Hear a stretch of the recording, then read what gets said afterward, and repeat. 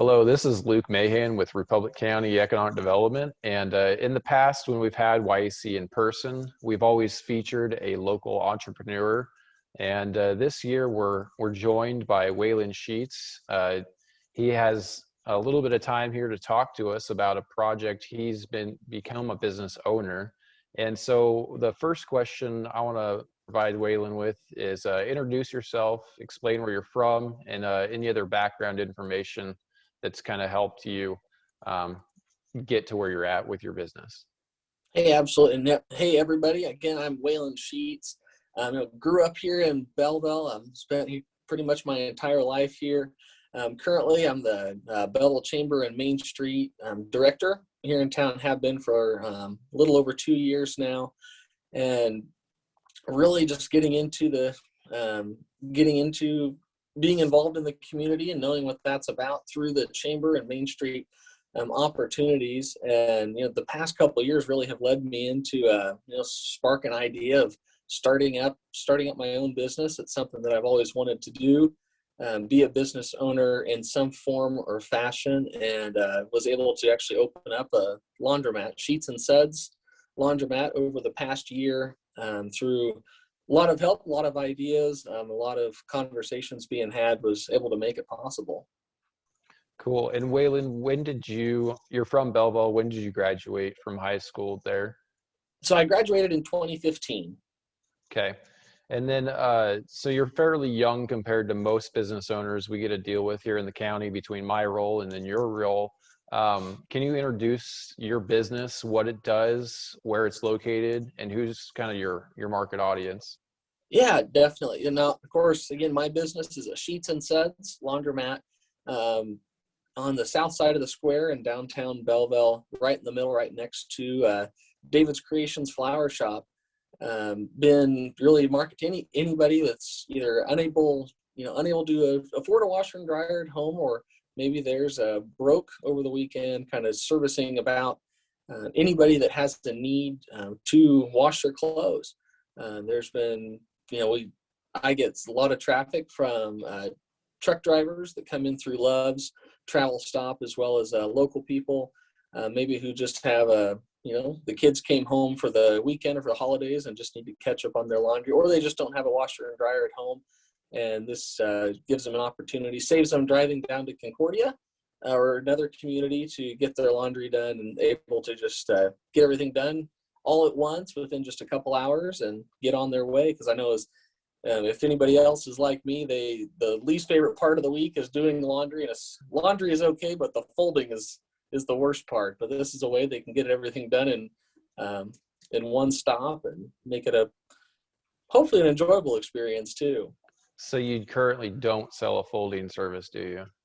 Not yet. No, I'd say that'd be great. It really would. And it's, as well as it goes for me to fold my own clothes, what do they say? It takes just a couple hours to do your laundry, but 7 to 10 business days to fold your clothes. So if I was folding your clothes for you, it'd be about the same. So speaking of this business, I know you have a full-time job.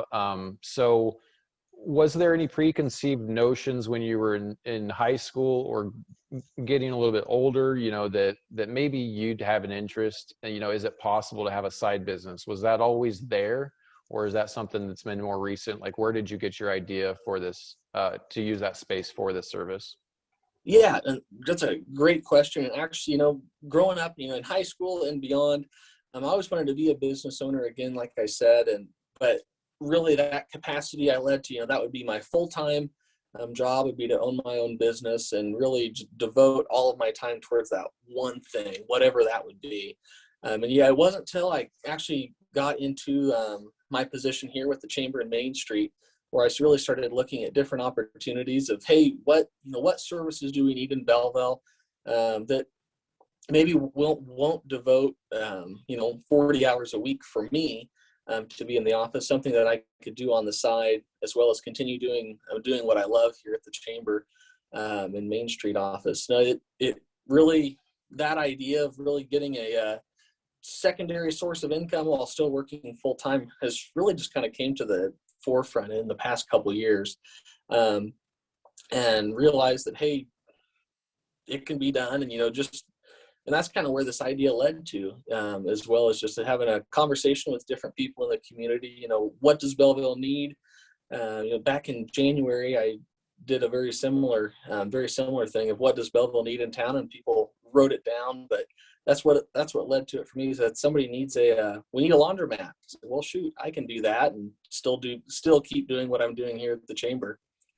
I love the creativity there with, thinking outside the box, not in just the traditional, I got to create my own job to be a business owner. You can be a value to the community while doing what you can, where you can, and maybe using a downtown building for that service.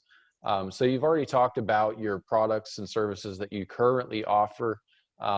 When you're developing this business idea, we worked with students to develop a business plan, a 4-minute video, and some marketing, whether that's in a trade show or this year as a marketing flyer. So with you in the real life scenario, did you have any help when you're starting your business?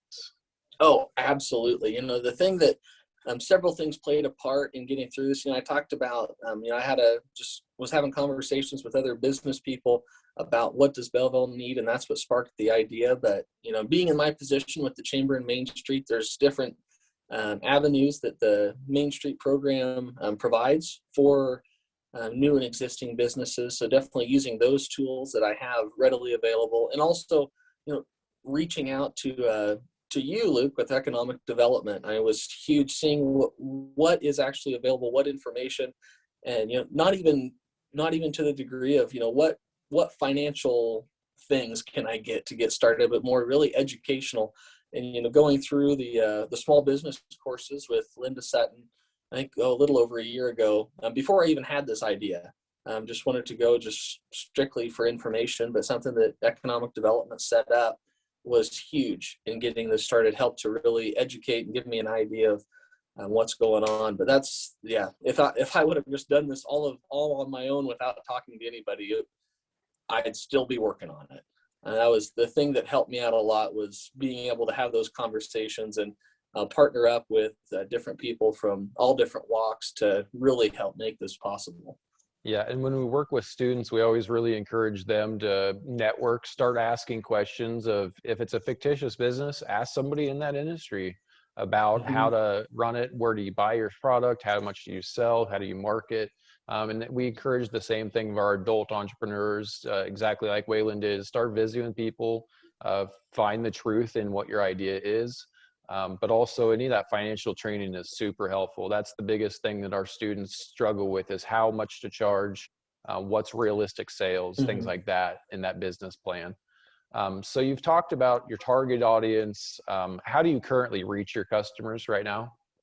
So currently, when I opened in October of 2020 and really started off the marketing campaign, put out, obviously got a Facebook page so I could get my online presence, have my own Google business listing, and then did advertising through the Belleville Telescope, KR92, and 94.9 there in Concordia, from opening day till the end of the year. Now, a lot of my marketing has consisted of course, continuing through the Google listing and Facebook, going through, and it's really, a lot of it has been word of mouth as well. About every time I get on Facebook, I have some different friends that I have that have taken a picture. They're in the laundromat, they're using it, and talking about it through there. So, I mean, it's huge. Being in a small community is fantastic, just for that word of mouth marketing and, getting your name out there. The networking, like you just talked about, is huge, whether you're in a small town or a big city. Get out there, get talking to people, and just build your brand is the biggest thing. Great. Thank you, Waylon. And then what advice going through this process the last couple of years would you give to YC students if they're interested in owning a business or doing something entrepreneurial in the future? Absolutely. Biggest piece of advice is, like I just said, is don't hesitate to have a conversation with people. The biggest, greatest ideas that you have and you keep to yourself will never happen. Get out there, talk to people, see if it's something viable, if you can get some interest behind it. Depending on what your business idea is, that might also lead to some, private investors to get you started. going through, but build your network, get out there, talk to people of all types. Like I said, if I wouldn't have talked to Luke there in a little over a year ago, he pointed me in the direction of somebody that had opened a laundromat in a small town, this probably never would have happened for me. We wouldn't have a laundromat here in Belleville at this time. So yeah, don't be afraid to make friends. Don't be afraid to talk to people. And even, if you're not comfortable talking to people, as I'm sure sometimes it's kind of tough, but I tell you, get out there, make your dream come true. But that's huge. Networking is the name of the game. All right. And then moving on, I know I would answer this for you. I want you to name your biggest success and your biggest challenge so far, besides opening a business during a pandemic. Yeah, most definitely. So, I mean, the biggest challenge, start with the challenge first. The biggest challenge is, figuring out all of your, figuring out your financing. Where is that going to come from? Are you going to go through local banks, county revolving loan funds, financing options through different companies? Where are you getting your product? There's a lot of nitty gritty details that come into even before you even get started, before you even purchase a building. And also, where do you find that building?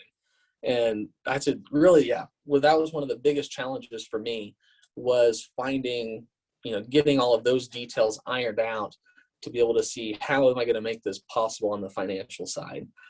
Biggest success wise was really, just, getting open in 2020.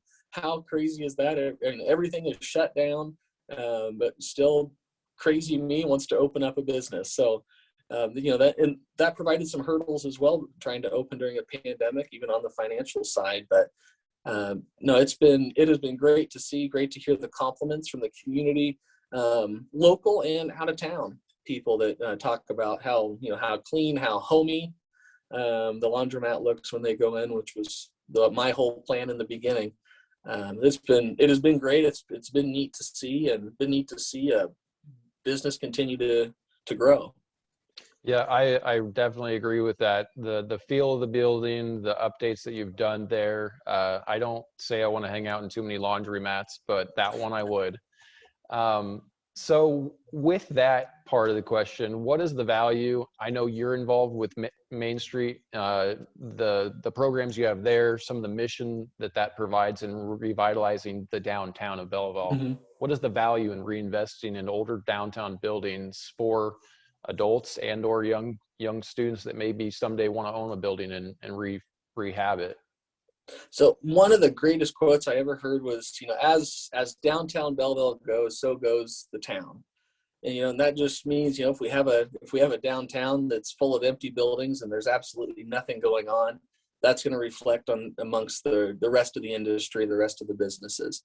And, we have a beautiful downtown, some great old buildings. My building just turned 100 years old last year in 2020. With a lot of potential. And that's I love history, love historical things, but really reinvesting in your downtown. I mean, to give a prime example, just a year ago, the south side of the square was one of the slowest sides of the square. And of course, the pandemic didn't help out during that. But now with new flower shop getting open, laundromat open right next door there on the south side, you see a lot more cars, a lot more commerce is taking place. People are doing business there on that south side. And really, it helps to develop a new atmosphere in your downtown, help kind of re-engage the general population, get them to come downtown and see what it's all about. That's awesome. And to wrap this up, appreciate the time you've taken today to visit with our students and the public about your project. Is there anything coming up or things that you're going to do that are different, changing, expanding something at your business coming up? Yeah, and this will be a few years down the road, but be on the lookout for a large washers and dryers, ones you can run, your quilts or comforters or anything through. There at the laundromat, it's been a huge conversation between the community and myself of getting those in there. So down the road, you'll be able to see those, be able to offer more abilities for you to wash just about everything that you can name out of your house. There can come to Sheetz and Suds. So there's good things happening, you know, just kind of coming up on our 6-month mark really of being open. So we'll kind of see what the next 6 months brings, of get a full year under my belt and keep moving forward from there. It's great. I encourage each and every one of you. I know you have great business plans you've been working hard on all year long. I encourage you to make them a reality. No matter what crazy idea you may think you have now, don't let it slide. And really, there's opportunities out there, especially in a small town. Your community will support you. You will be able to make a go of it. And don't forget to network. Exactly. And between the chamber and us, we have plenty of opportunities. Any young people are able to join in on the Launch and Grow that we host around the county. So if you see those in the future, feel free to join in and come to those. Waylon, thanks again for joining us. Thanks for judging some of our events here. And then they're also a sponsor offering Chamber Bucks as one of our prizes. So we really appreciate the partnership of the Belleville Chamber and Main Street. And I love to see that people are utilizing our resources from economic development, and it's very helpful for them getting started with their business projects. So thank you, Waylon. Hey, thank you.